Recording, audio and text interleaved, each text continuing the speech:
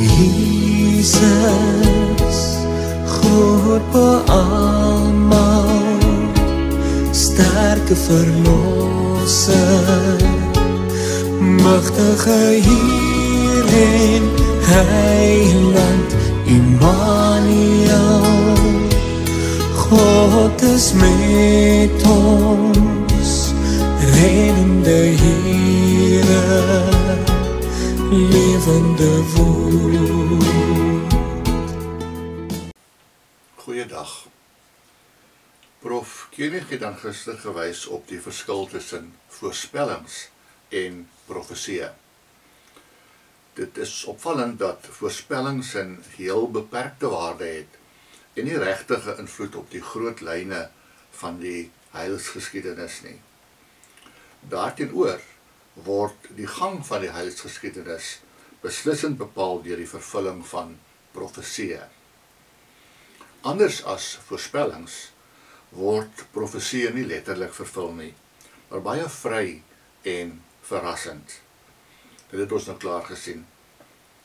Maar nog weer 'n keer anders as voorspellings wat net een keer uitkom en dan kan ons sê doodgaan, word profeseë dikwels meer as een keer vervul en verloor nie hulle krag na hulle vervulling nie. Daar is talle voorbeelde van die herhaalde vervulling van dieselfde profesie.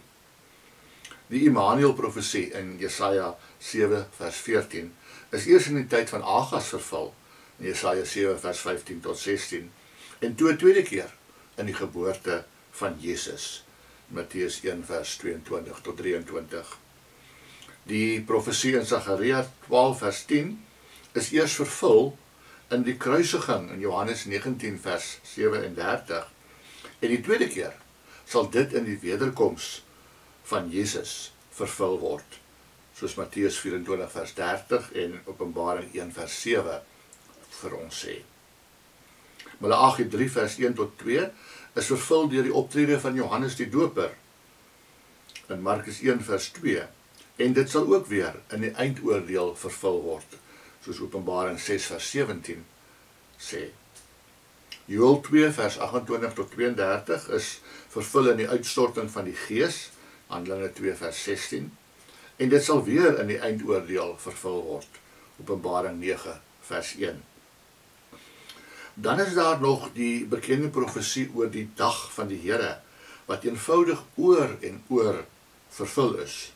Byvoorbeeld in die val van Jerusalem, Jesegiel 13 vers 5, Klaagliedere 1 vers 12, 2 vers 1 en 22.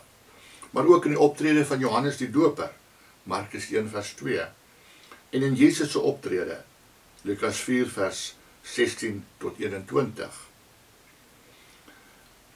Ook in sy wederkoms, 2 Petrus 3 vers 12 en Openbaring 16 vers 14, om nie eens te noem van die eerste dag van die week, van Openbaring 1 vers 10, wat die dag van die Here genoem word nie. As 'n mens dan terugkyk hierna, is dit duidelik dat die profeseë wat ons behandel het, almal betrekking het op Jesus en sy werk deur die Gees. Dit is die belangrike profeseë, omdat Jesus die belangrike een is. Alle paaie, ook die van profeseë, lei dus na Jesus. Kom ons bid saam. Hemelse Vader, U het nooit vir ons presies laat sien hoe en wat gaan gebeur in die toekoms nie. Maar dankie dat U deur die profete vir ons 'n boodskap gebring het van hoop. Iets waarna ons kan uitsien, al weet ons nie presies hoe dit gaan uitkom nie. En dat ons in U woord kan lees hoe dit al in die verlede vervul is.